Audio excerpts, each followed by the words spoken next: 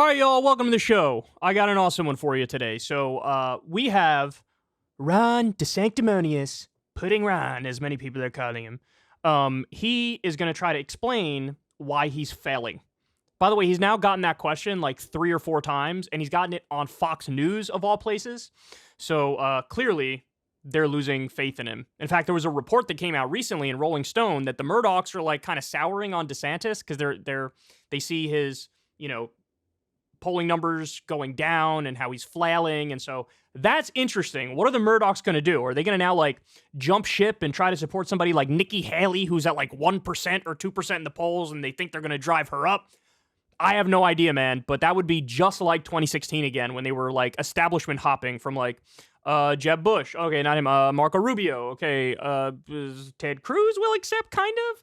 So it looks like it's similar to that. Look, DeSantis' best hope was one-on-one versus Trump, not these other people crowding the field and stealing 10% combined, and having a unified conservative media behind him. Well, now they're waffling on it, man. Really, really interesting stuff. So we're also going to talk about Fox host Mark Levin has a screaming rage fest where spit is flying out of his mouth, where he thinks he's defending Trump, but it's actually the most hilarious self-own of all time. Like, he thinks he's defending Trump, but he actually, if anything, is hurting Trump more. So we'll talk about that. The White House cocaine story will not go away. And then later on in the show, we have Mike Lindell, the MyPillow guy, is in serious, serious trouble financially after he decided to go all in on the Stop the Steal stuff and wasted a tremendous amount of money, lost bets, lost customers as a result of his insanity. So we'll talk about all that and more. So stay right there. Everybody do me a favor, click like, click subscribe, all that fun stuff.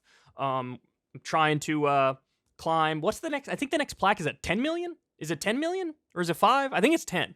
It's a long way for that next plaque, but we're trying to get to that next plaque. So hook a brother up. Anyway, we'll save the rest of the shameless plugs for later. Let's go ahead and jump into it. So Ron DeSantis went on to talk to Stuart Varney. The most arrogant man in media. Yeah.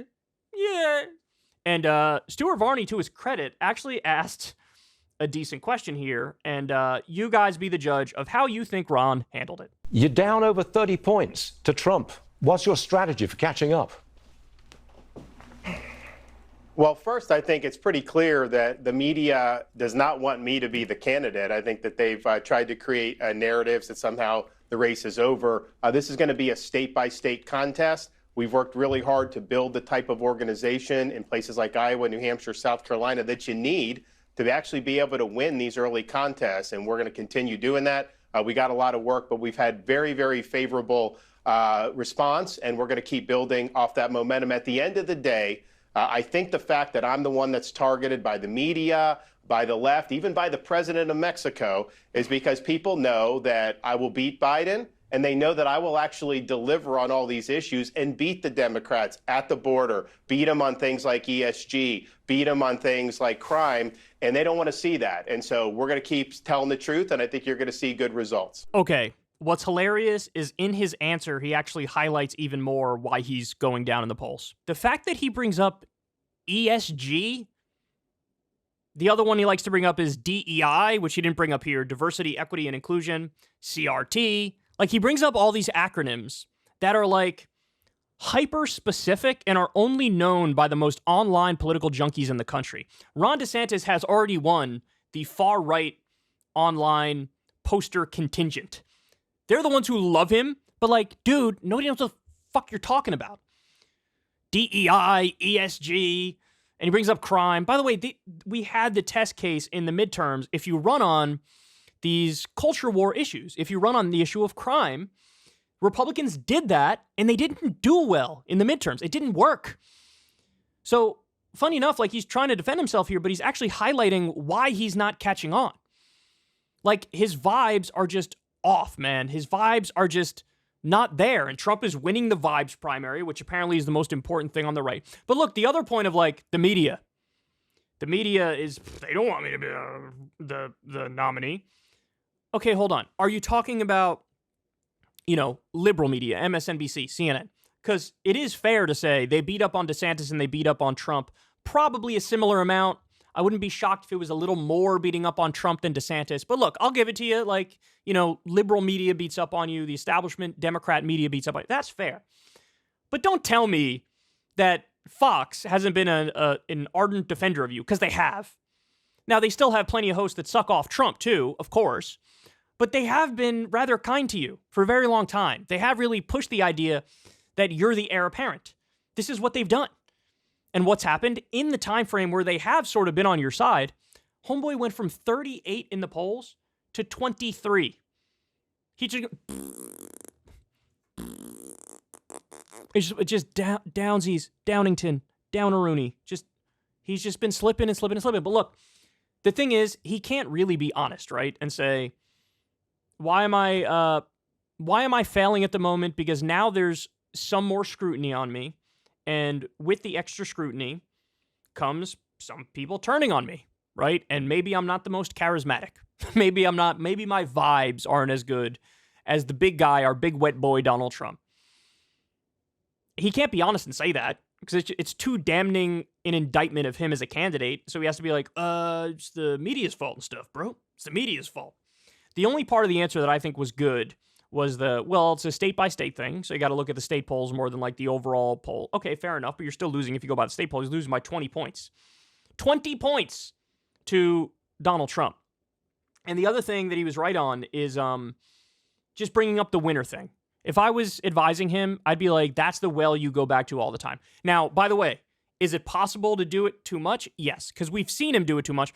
Remember when he was asked the question, how do you pronounce your name, your last name? Because he keeps saying DeSantis sometimes, and other times he says DeSantis. And so he's asked, how do you pronounce your name? He goes, you want to know how to pronounce my name? It's winner. Ron.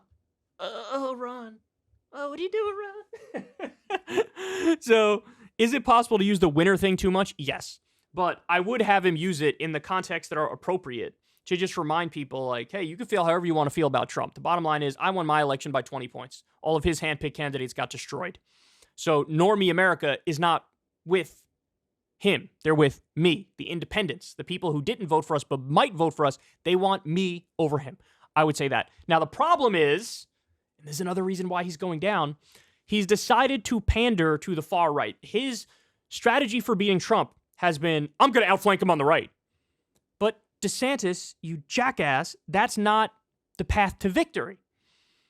Because, yeah, you outflank Trump when it comes to Social Security and Medicare, and you kicked hundreds of thousands of people off Medicaid.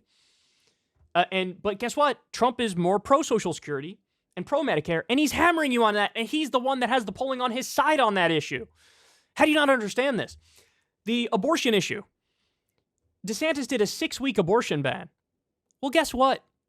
That is not going to endear. He thinks it's going to endear the Republican-based voter to him. It won't, and it'll just further turn off the independents, the moderates, the centrists, the people who you need go in the general election. So it's not like you're just hurting yourself for if you get to the general, and you're not gaining any more brownie points in the Republican primary, because, again, what he's missing is, apparently, it is all vibes-based. It's just the vibes. So in a sense, I feel for him, because it's like, what is he supposed to do? If you attack Trump vociferously, that backfires, because a lot of the people who support DeSantis still kind of like Trump. If you don't attack him at all, you look like a cuck, and you go down anyway. So either way, he's going down. And it's just hard for him to grapple with that. Now, the final point I'll make is, we just brought up the Rolling Stone report that apparently the Murdochs are souring on Ron DeSantis. But what I will say is this. He still has the best chance of any of the Republicans running. By far. So if they jump ship, and if they go to support Nikki Haley or Tim Scott or Doug Burgum, if they go to do that, it is just a repeat of 2016. Like I said, the best hope for DeSantis is what?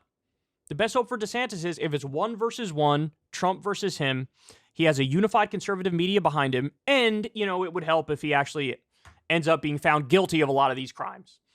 Or he would actually have to be behind bars for DeSantis to have a prayer at this time. But anyway, man, he's been asked this question a lot now, why are you failing? And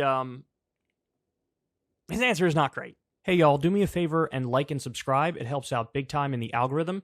Click the bell as well for notifications when videos drop, and watch that video on screen right now. You know you want to.